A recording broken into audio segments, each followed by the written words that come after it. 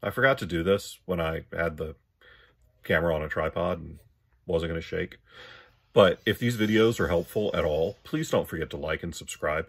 It does help the channel a lot, and, you know, it's pretty obvious I can use all the help I can get because my entire house is condensed into one room, and there's a treadmill back there that I never use, so save the treadmill, save the world.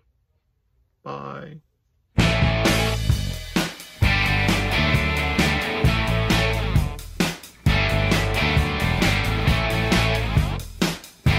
Well, hey nerds, I am coming to you from my temporary new office, upstairs from my old office, and today we're going to talk about writing in unfamiliar circumstances and maybe uncomfortable circumstances. I'm wearing a big old fleece jacket because it's kind of chilly, because I don't know if you pick up any of the audio, but there are men downstairs in my house installing new flooring, cutting said flooring, chopping up pieces of my home, scraping concrete. I'm in an unfamiliar environment, which is not how I work best. So let's talk a little bit about how to stay productive and get your work done when you're kerfuffled, when life gets in the way, when the shit hits the fan.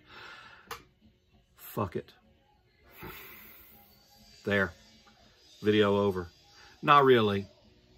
I'm not writing today. I wrote 500 words last night at 11:30 because that's when the plumber left my house.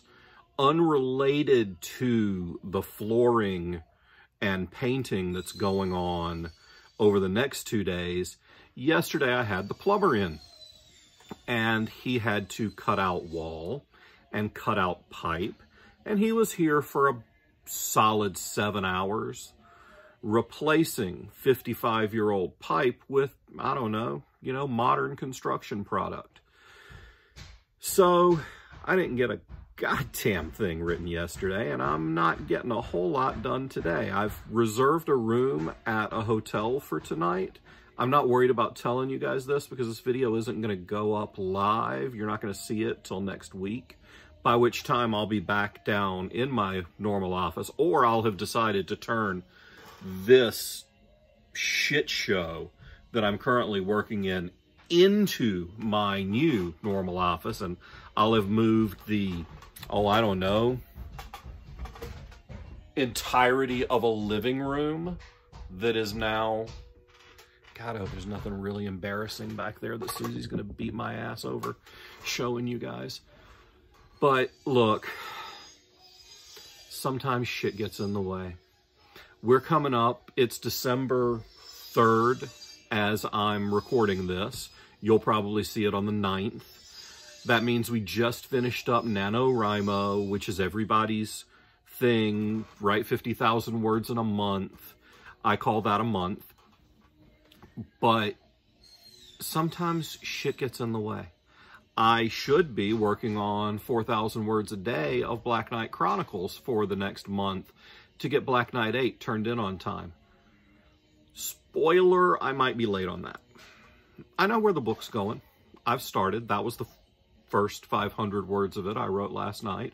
So we've got the beginnings of a book, but I still have contractors in my house. I wrote a man a $6,000 check today to renovate the downstairs of my house. This is on top of the $7,500 I've spent this fall on home repairs. And that's on top of another $1,000 I spent back in the summer on home repairs.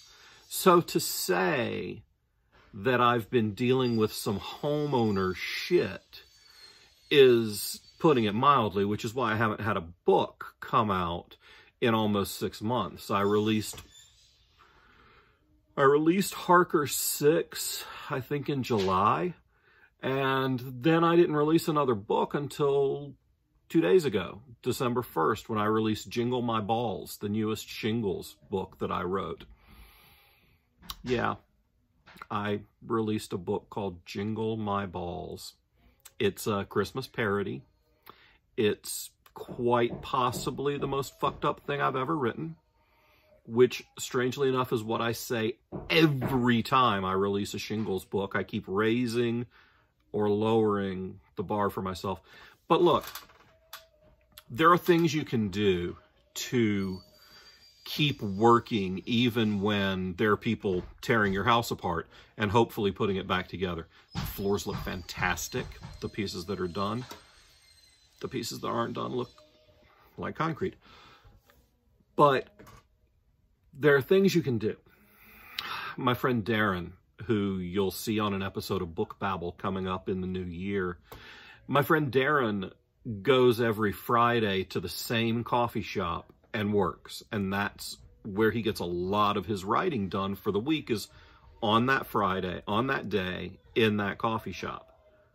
Well, Darren's got to find a new coffee shop because they're closing his. But you don't have to work in your home.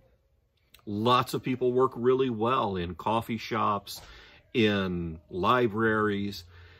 Any quiet place can be your writing place. You know, later on today, I'm going to put on headphones and have Alexa fire up some Jason Isbell, and then I can be anywhere and work because I write to music typically. So as long as I've got an internet connection, I've got Amazon Music and I'm good to go. You can also just take a day off. It's okay. You're allowed. I give you permission. I mean, I'm a publisher. I'm authorized to give people permission not to write. You can't use it as an excuse to not ever write, because that gets to be really easy.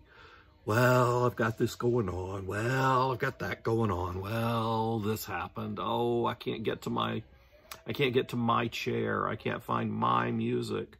I have people beating the shit out of the walls of my home.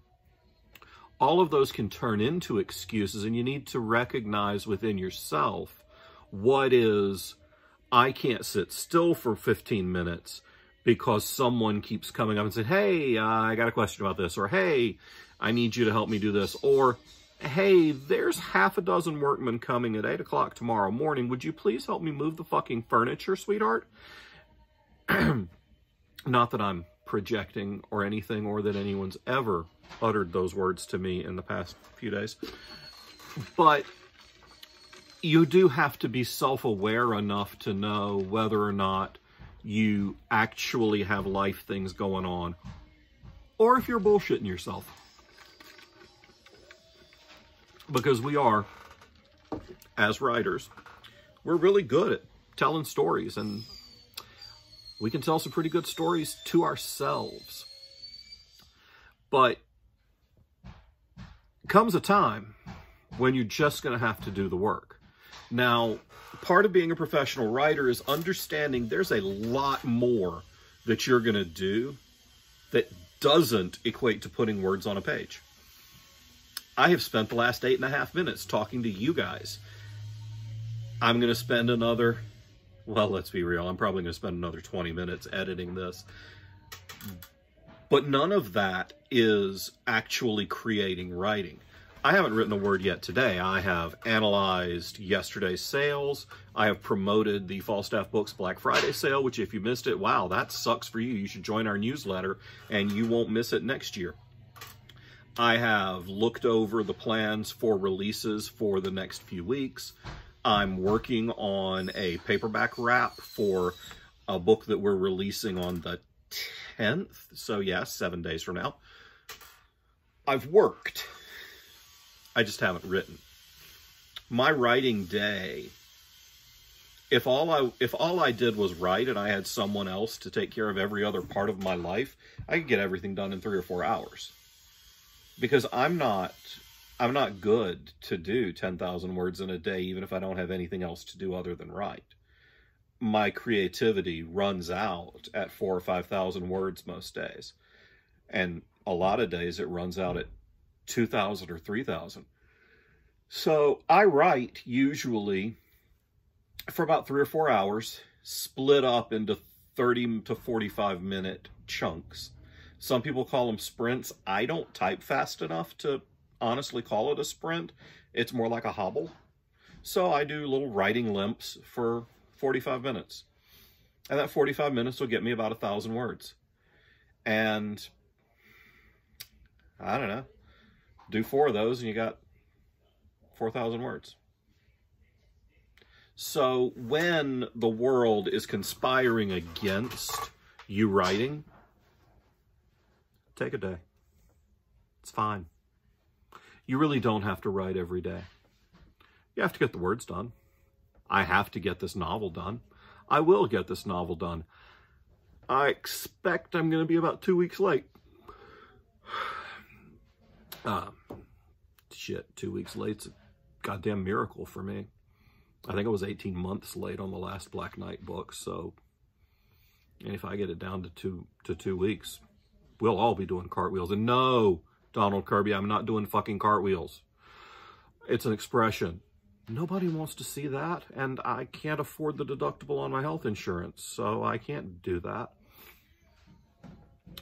So either take a day off. That's okay, you're allowed. Or go somewhere else. Find a nice quiet place. Define for yourself a place where you can work. When my dad was sick, sometimes I would go down to South Carolina and I would sit with him for the day. Here's a news flash that this may come as a surprise to some of y'all, but 90-year-old men with terminal cancer sleep a lot. So I sat at the dining room table while my dad slept in his lazy boy and I wrote. They weren't the best words and it wasn't gigantic creative flow, but they were words. And I can polish words. As long as I have something out there, I got something I can clean up. So even sitting there wrapped in everything that was in my head about the fact that I had a 90-year-old terminal cancer patient 20 feet away from me, I still got words down because I can't edit a blank page. So, and I'm not saying push through. I'm saying find your moments. If you've got 20 minutes where you feel good and you don't have your computer. I know I mock some of you for writing longhand. I know I do. I'm a dick that way. But I write some shit longhand. I don't even know what I'm flipping through here. Yeah, I mean, beginnings of an outline for Black Knight 8. I outline almost everything longhand first. It feels better. But if you need to write on your phone, my friend Tamsin wrote an entire novel on her phone on the subway. That's insane. That's not the first time, nor will it be the last that I've ever called Tamsin insane. She has 4 books coming out from Falstaff in 2020, so obviously she's my kind of crazy. Sorry. Like, the only thing I edit for is sniffles, because I just think sniffling on sniffling on camera is kind of gross.